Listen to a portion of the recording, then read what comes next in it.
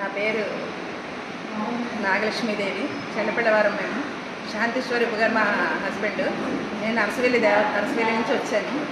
స్వామివారి దర్శనానికి ఈరోజు వచ్చి అన్నవరం సత్యనారాయణ స్వామి దర్శనానికి వచ్చి ఈరోజు అన్నదాన సత్రానికి ఇక్కడ సత్యదేవ బ్రాహ్మణ నిత్య అన్నదాన సత్రంలోని భోజనం గురువుగారి భోజనానికి రమ్మని పిలిస్తే ఈరోజు ఇక్కడ భోజనం చేసాము. ఈ భోజనం చేసిన సందర్భంగా ఇక్కడ చాలా అద్భుతంగా భోజనం పెట్టారు. అన్నదాత సుఖీభవ అని ఏది ఇచ్చినా రుణం తీరదు, భోజనంతో నేను రుణం తీర్చుకోవచ్చు అంటారు పెద్దవాళ్ళు. అలాగే ఈరోజు నిజంగా నిజంగా చాలా ఆరోగ్యంగా ఆనందంగా ఉంది భోజనం ఇవాళ చేశాను. చాలా రుచికరంగా ఉన్నాయి భోజనాలన్నీ కూడాను. నేను భోజనం చేశాను కాబట్టి చెప్తున్నాను విషయం.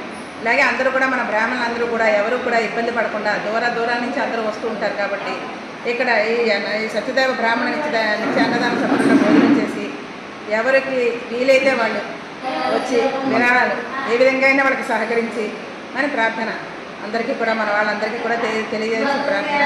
అలాగే యూట్యూబ్ ప్రారంభించారు కాబట్టి దీనికి చెప్తున్నాను. నేను నేటికి 35 సంవత్సరాలు పూర్తయింది సత్రం పెట్టి. దీన్ని అందరికీ తెలియాలనే ఉద్దేశంతో నేను ఈ విషయం తెలియపరుస్తున్నాను. అందరికీ కూడా ఏ విధంగా అయినా సరే వీళ్ళకి సహకరించి అందరూ వచ్చి భోజనం చేసి ఇక్కడ వీళ్ళకి దాతలుగా అందరూ నిలవాలని నా ప్రార్థన. సత్యనారాయణ స్వామి ఈ సత్యదేవ బ్రాహ్మణ నిత్య అన్నదాన సత్రానికి అందరూ కూడా సహకరించాలని, ఈ బ్రాహ్మణులందరూ కూడా సహకరించాలని నా విన్నపము.